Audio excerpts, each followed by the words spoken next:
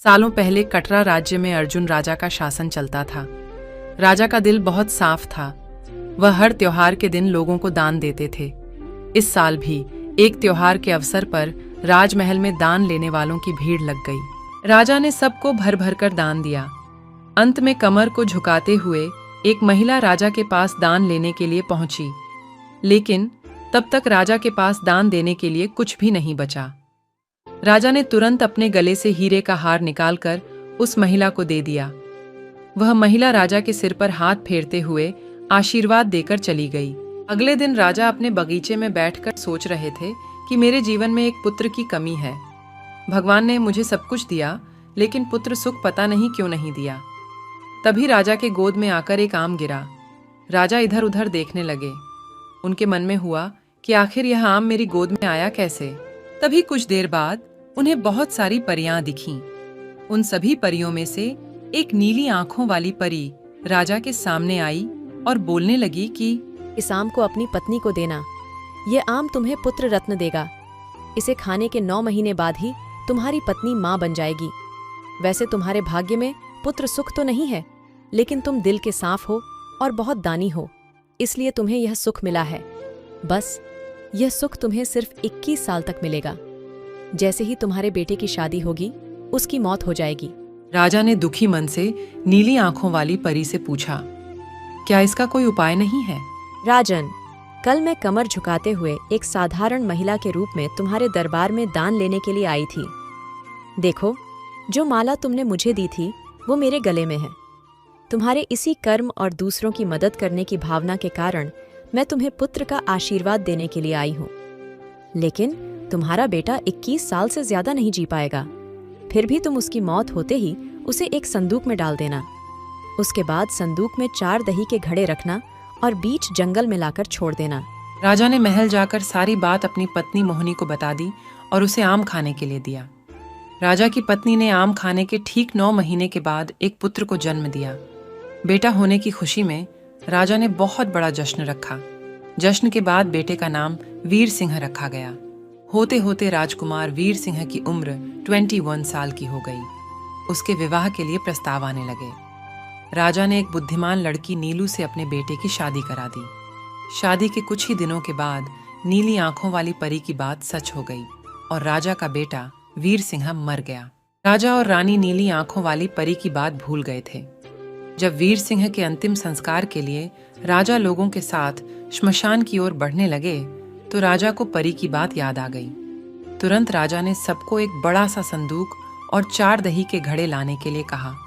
संदूक आते ही राजा ने भारी मन से अपने बेटे को उसमें डाला और दही के 4 घड़े भी रख दिए। उसके बाद राजा ने अपने सैनिकों की मदद से उस घड़े को घने जंगल के बीच में रख दिया। वहां से लौटने के बाद राजा का मन किसी काम में नहीं लगा। कुछ समय बाद वीर सिंह की पत्नी अपने मायके चली गई। समय बीता और वीर सिंह की मृत्यु को 1 साल हो गया। वीर सिंह की पत्नी नीलू के घर एक बूढ़ा आदमी खाना मांगने के लिए पहुंचा। उसने बड़े प्यार से उसे खाना खिलाया। खाना खाने के बाद उस भिखारी ने अपना हाथ धोने के लिए दूसरे हाथ की मुट्ठी खोली। तभी नीलू ने उस मुट्ठी में अपने पति वीर सिंह की सोने की चेन देखी। नीलू ने तुरंत भिखारी से पूछा, आपको यह चेन कहाँ से मिली? ये मेरे पति की है, जिन्हें संदूक में बंद करके जंगल के बीच में रखा गया था। भिखारी ने डरते हुए कहा, हाँ, मैंने यह चैन उसी संदूक से निकाली है। नीलू ने कहा, आप डरिए मत, मैं सिर्फ उस जंगल तक जाना चाहती हूँ जहाँ मेरे पति का संदूक रखा है। भिखारी ने कहा, वह भयानक जंगल है, मैं आपको वहां तक नहीं लेकर जा पाऊंगा। हाँ, आप चाहो तो मैं आपको उस संदूक से थोड़ी दूर ले जाकर छोड़ सकता हूँ। नीलू तेजी से भिखारी के साथ जंगल तक पहुंची। घने जंगल से पहले ही भिखारी वहां से चला गया। फिर नीलू अकेले अपने पति के संदूक को ढूंढने के लिए निकल पड़ी। वहां जाकर उसने अजीब सी चीजें देखीं। उस संदूक के पास बहुत सारी परियां थीं। नीलू पेड़ के पीछे छुपकर उन्हें देखने लगी। नीलू ने देखा कि सारी परियों के बीच से एक नीली आंखों वाली परी आई और उसने संदूक में एक लकड़ी वीर सिंह के मृत शरीर के सिर के पास और एक पैर के पास रखी। तभी वीर सिंह संदूक से बाहर निकल आया। परियों ने वीर सिंह को मिठाई खिलाई और दोबारा संदूक के अंदर डालकर लकड़ियों की स्थिति बदल दी। रोज रात को नीली आंखों वाली परी इसी तरह से वीर सिंह को संदूक से बाहर निकालती और फिर उसी में भेज देती थी। नीलू डरते हुए उसी जंगल में फल खाकर 3 से 4 दिन तक यह सब देखती रही। एक दिन नीलू ने भी संदूक खोलकर नीली आंखों वाली परी की तरह ही लकड़ी की स्थिति को बदला। तभी वीर सिंह संदूक से बाहर निकल आया। वीर सिंह ने जैसे ही अपनी पत्नी को देखा, वह हैरान हो गया। वीर सिंह कुछ बोल ही रहा था कि अचानक नीलू बोल पड़ी, मैं आपको इस जंगल में इस स्थिति में रहने नहीं दूंगी, आपको मेरे साथ चलना होगा। वीर सिंह ने नीलू को समझाते हुए कहा, मैं नीली आंखों वाली परी की वजह से ही इस दुनिया में आया हूँ। मैं उनकी आज्ञा के बिना कहीं नहीं जा सकता। तुम मेरे संदूक में रखा हुआ एक घड़ा अपने साथ लेकर मेरे राज्य चली जाओ, वहां छुप कर रहना। तुम्हें 9 महीने बाद एक पुत्र होगा, तब मैं तुमसे मिलने आऊंगा। अब तुम लकड़ी की स्थिति बदलकर मुझे पहले की तरह संदूक में जाने दो। नीलू ने अपने पति के कहे अनुसार ही किया।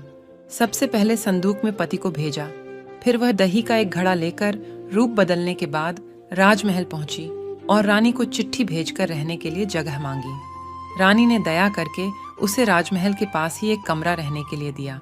जब रानी को पता चला कि वह गर्भवती है तो रानी उसका ख्याल भी रखने लगी। जब नीलू ने बच्चे को जन्म दे दिया तो वीर सिंह उससे मिलने के लिए आया। उस समय रानी पास से ही गुजर रही थी। उन्होंने तुरंत अपने बेटे को पहचान लिया। रानी सीधे वीर सिंह के पास पहुंची और पूछने लगी, ये तुम्हारी पत्नी है, ये तुम्हारा पुत्र है, तुम जीवित हो, अब मैं तुम्हें कहीं नहीं जाने दूंगी। वीर सिंह ने कहा, माँ, मैं आपके साथ नहीं आ सकता हूँ। इसका एक ही उपाय है, आपको अपने पोते के लिए एक उत्सव रखना होगा। आप उसमें सारी परियों को बुलाइए। जब परियां आ जाएं तो नीली आंखों वाली परी का बाजूबंद किसी तरह निकाल कर जला देना। उसके बाद नीली आंखों वाली परी से मेरे जीवन का वरदान मांग लेना। इतना कहकर राजकुमार वीर सिंह वहां से चला गया। उसकी मां ने दुखी मन से उसे विदा किया। कुछ ही दिनों में रानी ने अपने बेटे वीर सिंह के कहे अनुसार जश्न रखा और सारी परियों को भी बुलाया। सभी जश्न में डूबे हुए थे। तभी रानी का पोता रोने लगा। रोते बच्चे को देखकर नीली आंखों वाली परी ने उसे अपनी गोद में उठा लिया। तभी रानी ने परी से कहा, देखिए ना, इसे आपका बाजूबंद पसंद आ गया है। तभी तो आपके पास आते ही इसने रोना बंद कर दिया। क्या आप कुछ देर के लिए अपना बाजूबंद इसे खेलने के लिए दे देंगी? परी ने तुरंत अपना बाजूबंद उस बच्चे को दे दिया। रानी को इसी मौके का इंतजार था। उसने सबकी नजरें बचाते हुए उस बाजूबंद को आग में डाल दिया। नीली आंखों वाली परी ने अपने जलते बाजूबंद को देखकर रानी से पूछा, आपने यह क्या किया? अब हम आपके बेटे को अपने पास उस जंगल में नहीं रख पाएंगे। ये सुनते ही रानी ने रोते हुए परी से प्रार्थना की। उन्होंने कहा, आपकी कृपा से मुझे बेटा हुआ था, अब आपको ही कृपा करके मेरा बेटा लौटाना होगा। मैं आपसे अपने बेटे वीर सिंह की भीख मांगती हूँ। नीली आंखों वाली परी को माँ का प्यार देखकर दया आ गई और उन्हें आशीर्वाद दे दिया। परी के आशीर्वाद से राजकुमार संदूक से निकलकर घर लौट आया। राजकुमार अपने परिवार के साथ खुशी खुशी रहने लगा।